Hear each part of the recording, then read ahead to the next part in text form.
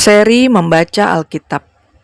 Bacaan dari Kitab Kejadian bab 30 ayat 1 sampai dengan 43. Ketika dilihat Rahel bahwa ia tidak melahirkan anak bagi Yakub, cemburulah ia kepada kakaknya itu. Lalu berkata kepada Yakub, "Berikanlah kepadaku anak, kalau tidak aku akan mati."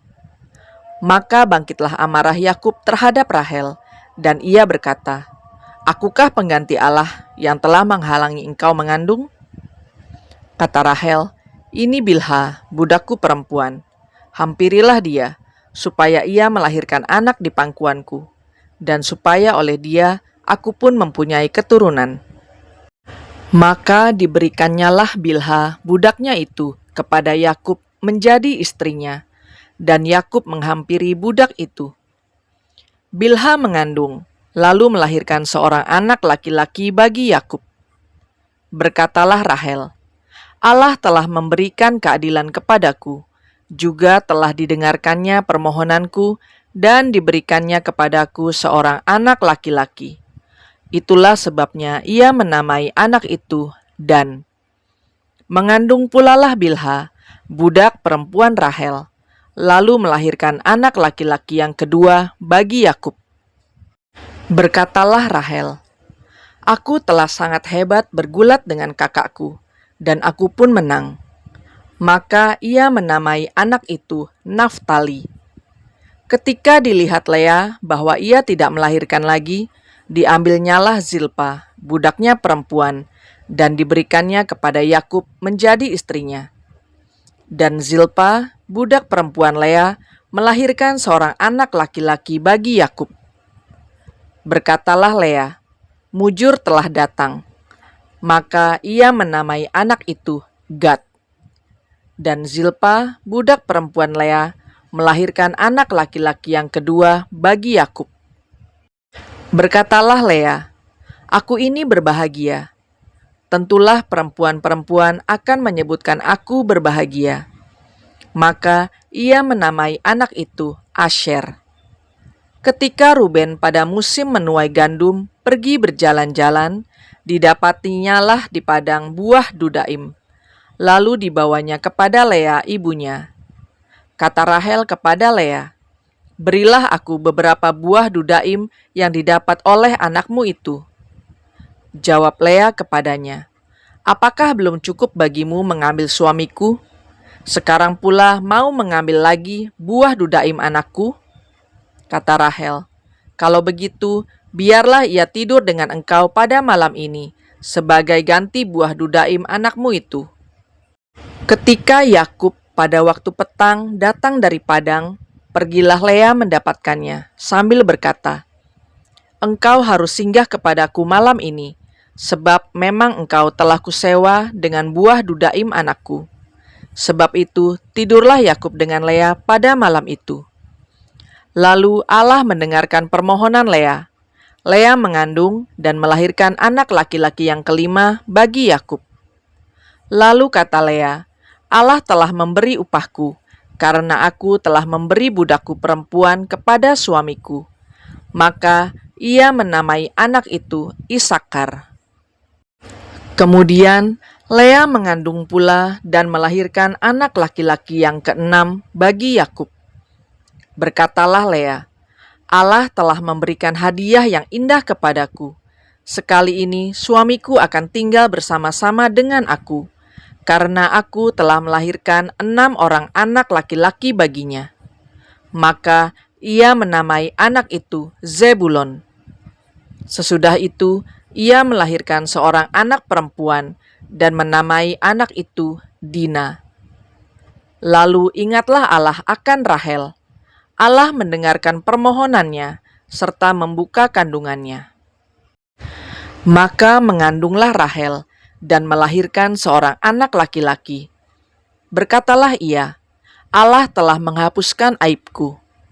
Maka ia menamai anak itu Yusuf, sambil berkata, "Mudah-mudahan Tuhan menambah seorang anak laki-laki lagi bagiku."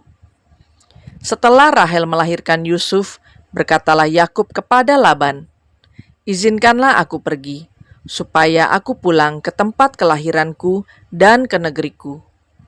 Berikanlah istri-istriku dan anak-anakku yang menjadi upahku selama aku bekerja padamu, supaya aku pulang, sebab engkau tahu betapa keras aku bekerja padamu." Tetapi Laban berkata kepadanya, "Sekiranya aku mendapat kasihmu, telah nyata kepadaku bahwa Tuhan memberkati aku karena engkau." Lagi katanya, "Tentukanlah upahmu yang harus kubayar, maka aku akan memberikannya." Sahut Yakub kepadanya, "Engkau sendiri tahu bagaimana aku bekerja padamu, dan bagaimana keadaan ternakmu dalam penjagaanku. Sebab harta milikmu tidak begitu banyak sebelum aku datang, tetapi sekarang telah berkembang dengan sangat, dan Tuhan telah memberkati engkau sejak aku berada di sini. Jadi, bilakah dapat aku bekerja untuk rumah tanggaku sendiri?" Kata Laban, "Apakah yang harus kuberikan kepadamu?" Jawab Yakub, "Tidak usah kau berikan apa-apa kepadaku. Aku mau lagi menggembalakan kambing dombamu dan menjaganya, asal engkau mengizinkan hal ini kepadaku. Hari ini aku akan lewat dari tengah-tengah segala kambing dombamu, dan akan mengasingkan dari situ setiap binatang yang berbintik-bintik dan berbelang-belang, segala domba yang hitam dan segala kambing yang berbelang-belang dan berbintik-bintik. Itulah upahku. Dan kejujuranku akan terbukti di kemudian hari, apabila engkau datang memeriksa upahku. Segala yang tidak berbintik-bintik atau berbelang-belang di antara kambing-kambing, dan yang tidak hitam di antara domba-domba, anggaplah itu tercuri olehku." Kemudian kata Laban, "Baik, jadilah seperti perkataanmu itu." Lalu diasingkannyalah pada hari itu kambing-kambing jantan yang bercoreng-coreng dan berbelang-belang, dan segala kambing yang berbintik-bintik dan berbelang-belang, segala yang ada warna putih pada badannya, serta segala yang hitam di antara domba-domba. Dan diserahkannyalah semuanya itu kepada anak-anaknya untuk dijaga. Kemudian Laban menentukan jarak 3 hari perjalanan jauhnya antara dia dan Yakub. Maka tetaplah Yakub menggembalakan kambing domba yang tinggal itu. Lalu Yakub mengambil dahan hijau dari pohon hawar, pohon badam, dan pohon berangan. Dikupasnyalah dahan-dahan itu sehingga berbelang-belang, sampai yang putihnya kelihatan. Ia meletakkan dahan-dahan yang dikupasnya itu dalam palungan, dalam tempat minum, kemana kambing domba itu datang minum, sehingga tepat di depan kambing domba itu.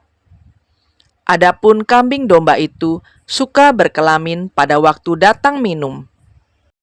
Jika kambing domba itu berkelamin dekat dahan-dahan itu, maka anaknya bercoreng-coreng, berbintik-bintik, dan berbelang-belang.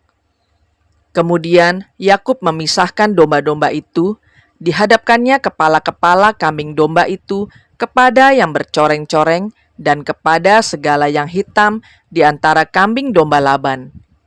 Demikianlah ia beroleh kumpulan-kumpulan hewan baginya sendiri, dan tidak ditempatkannya pada kambing domba Laban.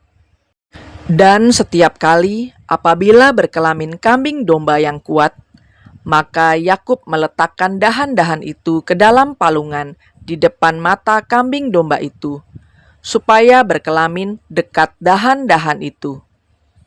Tetapi apabila datang kambing domba yang lemah, ia tidak meletakkan dahan-dahan itu ke dalamnya.